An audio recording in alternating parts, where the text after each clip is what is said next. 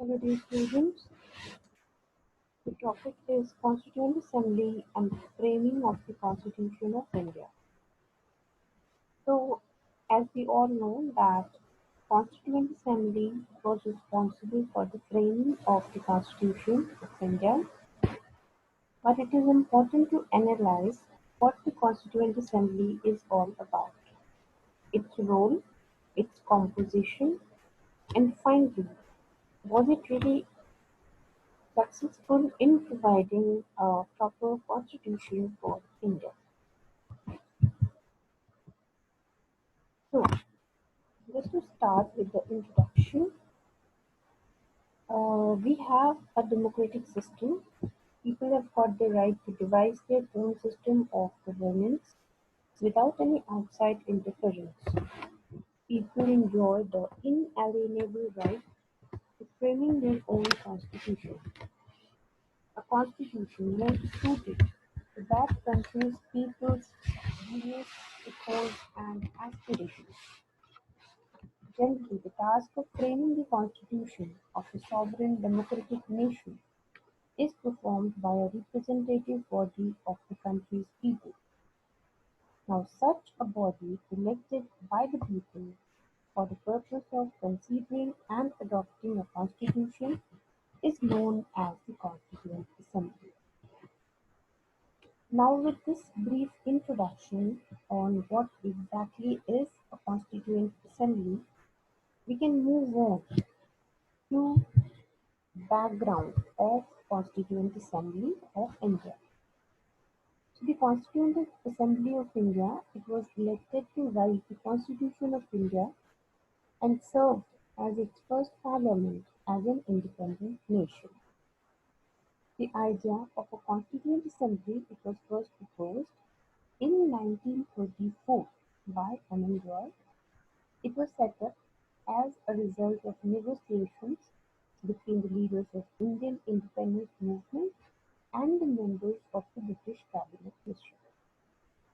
The Constituent Assembly was elected indirectly by the members of the Provincial Legislative Assembly which existed under the British Raj. Its first meeting was on 9th of December 1946. In 1947, when India became independent, the Constituent Assembly started functioning as India's parliament. Dr. Ambedkar, as we all know, drafted the Constitution of India in conjunction with the requisite deliberations and debates in the Constituent Assembly. The Assembly approved the Constitution on 26th of November 1949, which we celebrate as the Constitution Day, and it took effect on 26th of January 1950, a day now commemorated as Republic Day of India. So once the Constitution took effect, the Constituent Assembly it became the Provisional Parliament of India. Now, with this background, now let's just understand the composition of the Constituent Assembly. So initially, the number of members was 389. After partition, some of the members went to Pakistan and the number came down to 299. So out of this, 299 were from British provincials and 70 were nominated from the princely states. The Constituent Assembly, it took almost 3 years, that is 2 years, 11 months and 17 days to be very precise, to complete its historic task of drafting the Constitution for independent India. During this period, it had 11 sessions, covering a total of 165 days. Of these, 114 days were spent on the consideration of the draft constitution. The members were chosen by indirect election by the members of the provincial legislative assemblies, as I have already stated, according to the scheme recommended by the cabinet mission. The scheme was that 292 members were elected through provincial legislative assemblies, 93 members represented the Indian princely states, and 4 members represented the chief commissioners' province. The total membership of the Assembly thus was to be 289. However, as a result of the partition under the Mountbatten Plan on 3rd June 1947, a separate Constituent Assembly was set up for Pakistan, and representatives of some provinces ceased to be members of the Assembly. So, as a result, the membership of our Assembly was reduced to 299.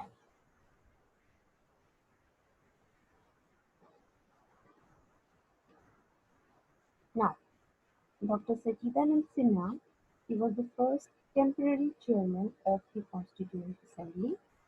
Later on, Dr. Rajendra Prasad, he was elected as the president, and its vice president was Harendra Kumar Mukherjee. V.N. Rao, he was the constitutional advisor. The Constituent Assembly, it had 8 committees, specifically the Drafting Committee, Union Constitution Committee, Union Powers Committee, States Committee, Steering Committee, Rules of Procedure Committee, Provincial Constitution Committee, Advisory Committee on Fundamental Rights, and Minorities and Tribal and Excluded Areas. Okay. Now, now we know the composition. Now what is important is in the composition we all know that the drafting committee is very important. So let's just discuss in brief about the drafting committee. So on 29th of August 1947, the Constituent Assembly through a resolution appointed a drafting committee.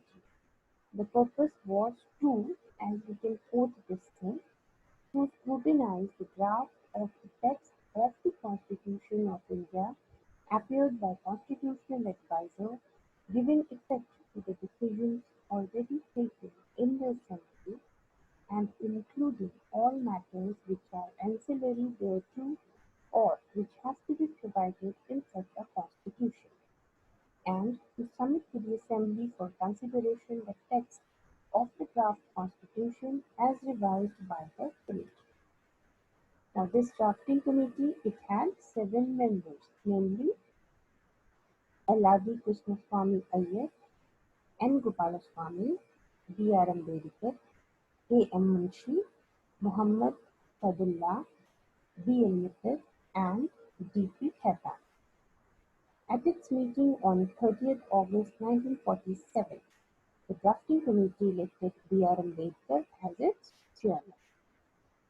Towards the end of October 1947, the drafting committee began to scrutinize the draft constitution prepared by the B.N. Rao, the constitutional advisor. It made various changes and submitted the draft constitution to the President of the Constituent Assembly on 21st of February 1948. Out of 165 sitting of the Constituent Assembly, 114 were spent debating the draft constitution. So, on the basis of this short and brief discussion on the drafting committee and altogether about the Constituent Assembly, we can find out few criticisms or certain criticisms that have been made about the Constituent Assembly. Namely, it was not a representative body since the members were not directly elected by electoral choice. However, the leaders did enjoy popular support from the people. The Constituent Assembly was not a sovereign body since it was created by the British. It was alleged that the Assembly had Hindu dominance. This was again because of proportional representation from communities. The committee was criticized for being time-consuming and even dominated by Congress party.